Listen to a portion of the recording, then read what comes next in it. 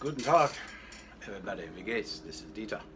So the construction devils, man, that's another story I tell you, are breaking for lunch. So this video is called Dieter's best guitar advice ever.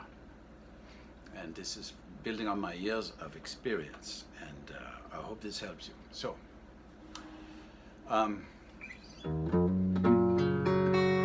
going to be just strumming occasionally on this one because this has something to do with it. Alright, so Dieter's best advice ever. Now, this is for beginners and intermediate players, because the pros already have what they have and they have their biases. But Dieter is going to give you the best unbiased advice he can possibly give you. So, if you're a serious student and you're starting out now, and you want to learn the guitar, or you're maybe stuck in a rut and you're thinking, well, what do I need? Well, first of all, brand names are going out the window here. Okay? Well, let's just talk about what you want to learn as a guitar player. So Dieter started as a bass player because when I was a kid, nobody, bands were the thing. I was born in '56, so the Beatles and the Rolling Stones, that was all new, the Who. So everybody wanted to start a band and everyone wanted to be the lead guitar player. So no one wanted to play the bass, so I played the bass. So if you want to learn both the bass and the guitar, Dieter says you have to have eventually 4 guitars. When you say why 4 guitars, I'll tell you why. If you want to be, I'm just talking about for you, you're starting out, you want to become a good guitar player. I don't care what you play, whether it's country or classical or whatever.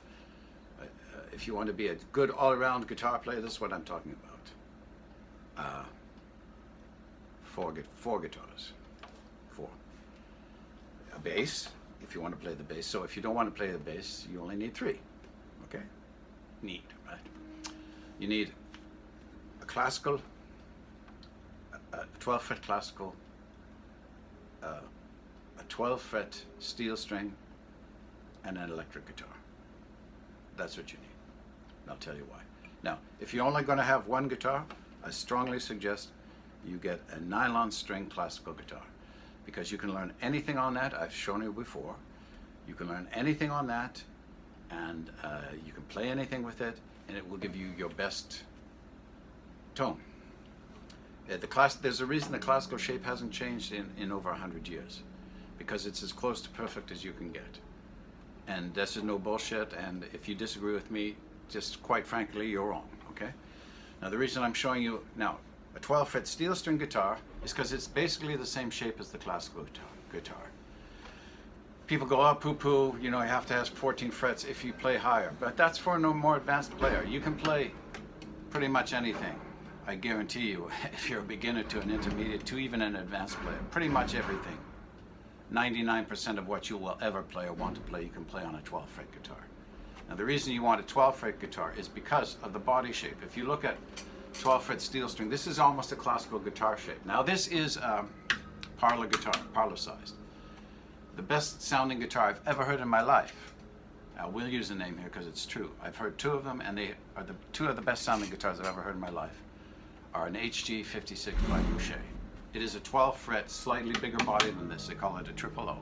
So if you're interested in hearing, and I guarantee you this, it's the best sounding guitar you will hear, and you can prove it in a laboratory. You may not prefer the sound of it because you may have a bias to what you hear, but you can take any kind of audio measurements, and my ears are very good. There's nothing wrong with my ears. I may not be playing at a level where you think, well, why should I take this guy's advice? But there's nothing wrong with my hearing, and I've had it tested. My hearing is exceptionally good, and you can hear it. This is that's the best, fullest, clearest, across the board, across all the notes, balance guitar. Boucher HD 56, Heritage Goose 56. If you get an opportunity to hear one of those, you should hear one of those. Okay? And the reason why is because with this shape, if you see, there's no cutaway, and you see the upper, these are called the upper bouts. where your treble and your mid-range comes from mostly. This is the lower bout. That's where most of your bass tones come from.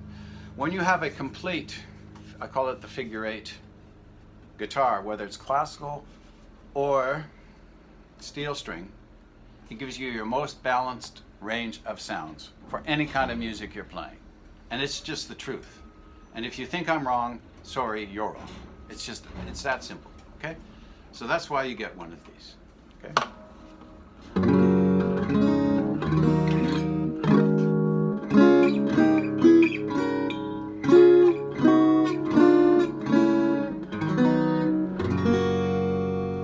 Why I love this Art & Lutherie, which is a go-down product, is because for the price, I haven't found anything nicer. There's some Yamahas that I found that are, I would say, probably as good. I don't know if Yamaha makes a parlor. Okay? So that's the only plug. So those are the guitars you need. Now, there's no substitute for practice. I'm upset right now because for the last year and a half now, there's been this ongoing construction, and it's really taken away 18 months of practice time from me that I will never get back, because I stopped playing for almost 2 years and I'm getting back into it. The reason I like the guitar is I find it challenging. It doesn't come easy for me. I can stop drawing for a year and a half, and in an hour or two, 3 drawings, I'm back up to where I was before. Not true with the guitar, which is why I like it so much. It's very challenging for me. And I will say this to anyone, forget about the name. Now, if you're looking for, I suggest, I've talked on my other videos, and you can feel free to email me. It's randallthehandle@hotmail.com, RANDALLTHEHANDLE. I've had some people do that, and it's been nice to meet you, and actually, it's nice when people take advice. Like, advice is only good if you act on it. And I can say in the 20 years, I spent about 5-6 years teaching beginners and intermediates. And I will say in all honesty, 100%, the people that took my advice had no complaints. People that didn't take my advice had complaints. Well, hey, you can lead a horse to water, right?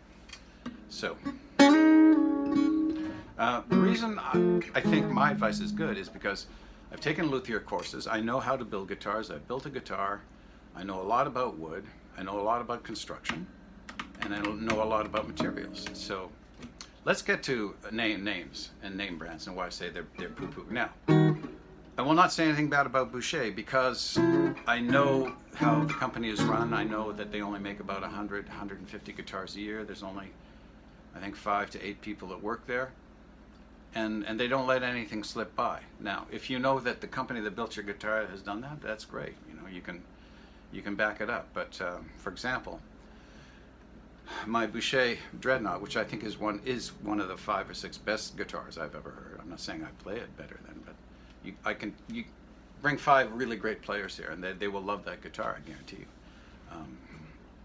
you.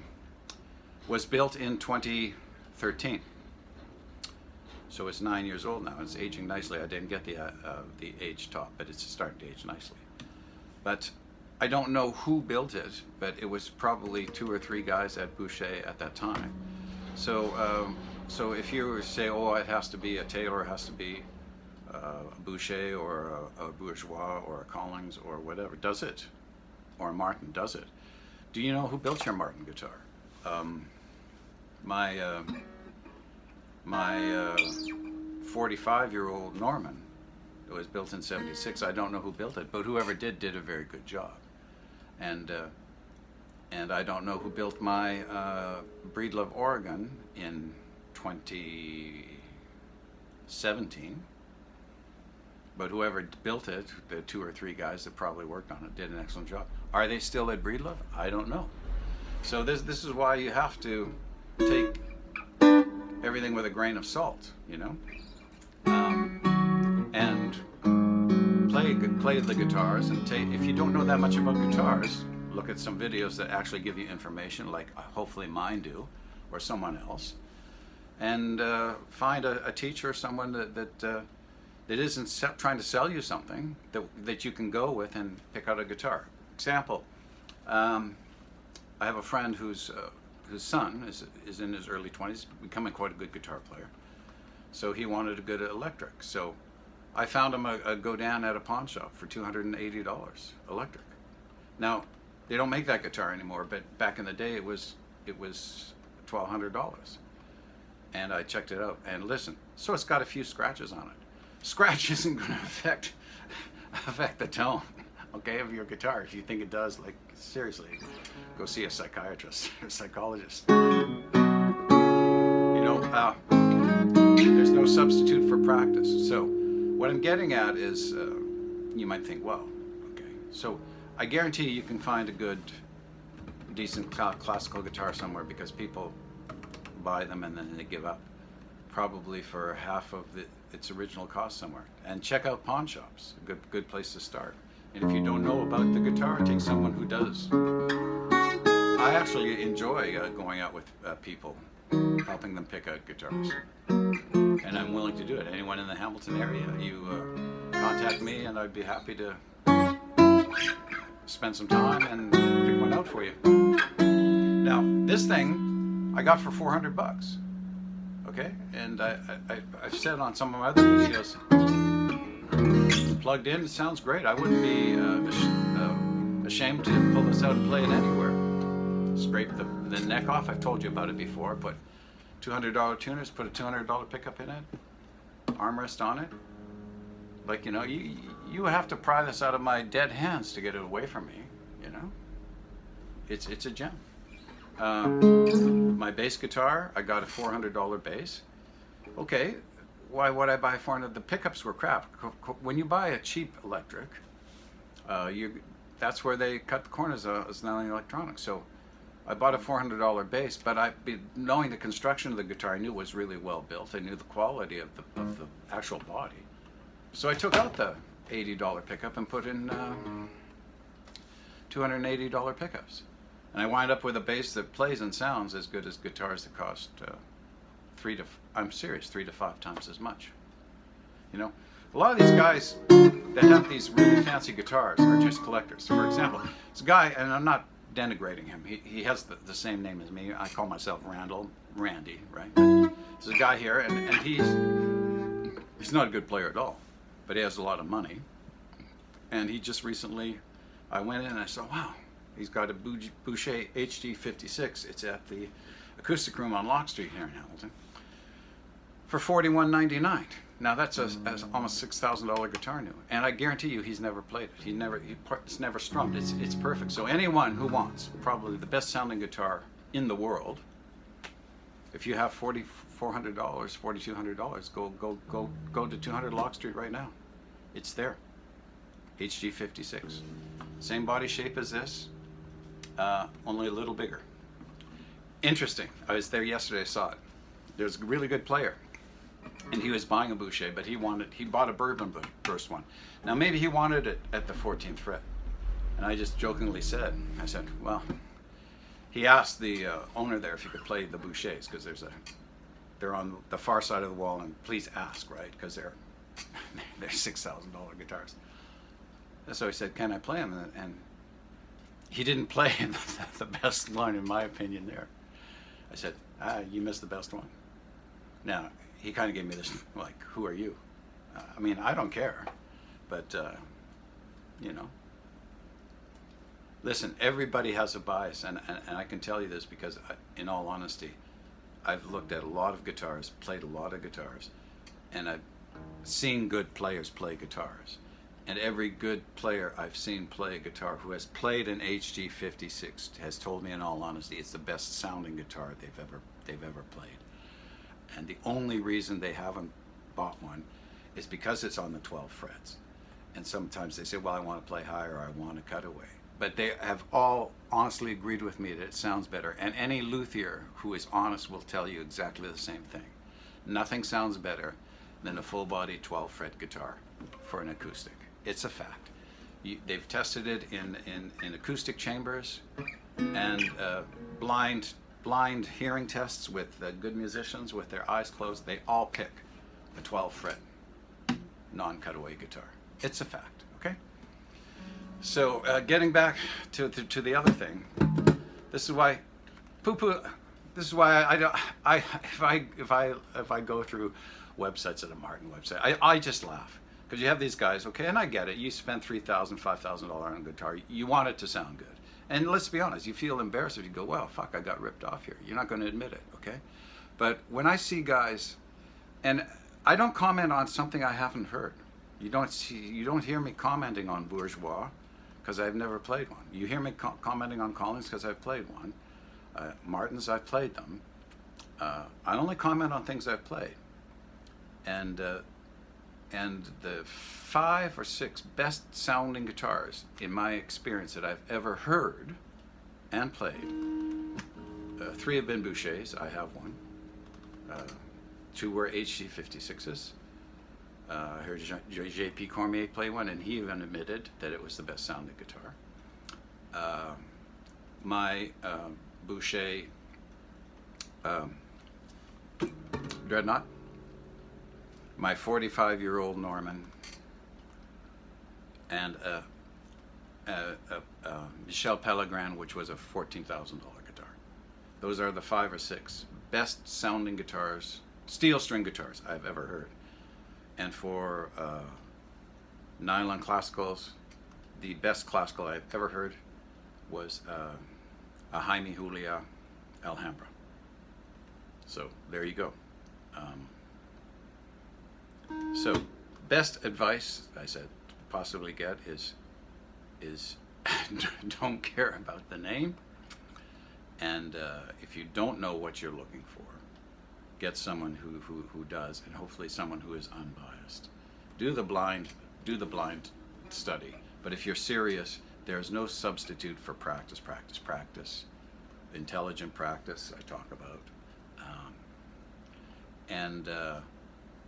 You know, if you're serious about the guitar, I would say, if you're just starting out, definitely get a nylon string guitar. Then get a 12 fret, either parlor or triple O model, not cutaway. Then get your electric, and then you can branch out and do other things. But I've even seen really good players, you know. Sometimes they just play a certain kind of music,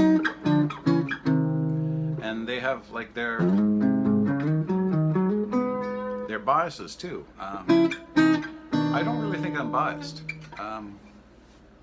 I go by the sound and the playability. This thing, and I've told you before on a video about it, it plays okay. Is it as nice as an HG56 or a Boucher parlor? Of course not, and it shouldn't be, because those cost 10 times as much. But it plays well. It's got a good neck, and it will. And even if you're an experienced player, you would sound good on this guitar, and you wouldn't have too much complaints about it. I really think, if you're unbiased. Okay, so.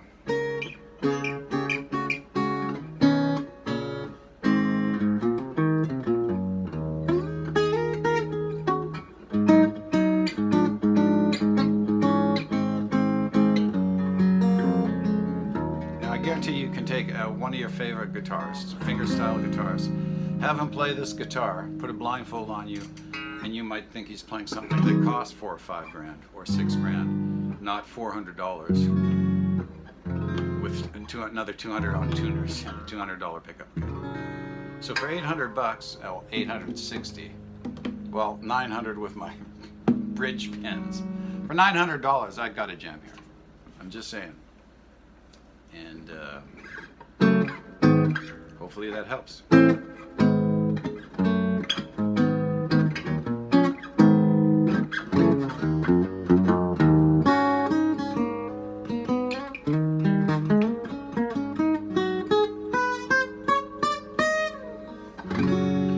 let's be honest, how many of you spend any serious amount of time playing past the 12th fret? Guaranteed. And I will to your face call you a liar if you tell me that you've heard a high quality 12 fret triple O size guitar that doesn't sound better than any Dreadnought or any Cutaway or anything else. You're lying, and there's something wrong with your hearing. So that's Dita's advice for today, Any questions, like I said, reindelthehandle@hotmail.com. Wiedersehen, have a good day. And remember, 4 guitars if you want to learn the bass, and you know what they are because I already told you what they are.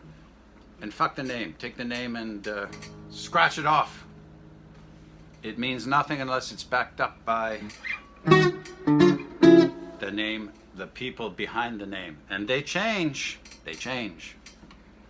You know, Godin is still run by Godin, and it's a family operation. Boucher is a family operation.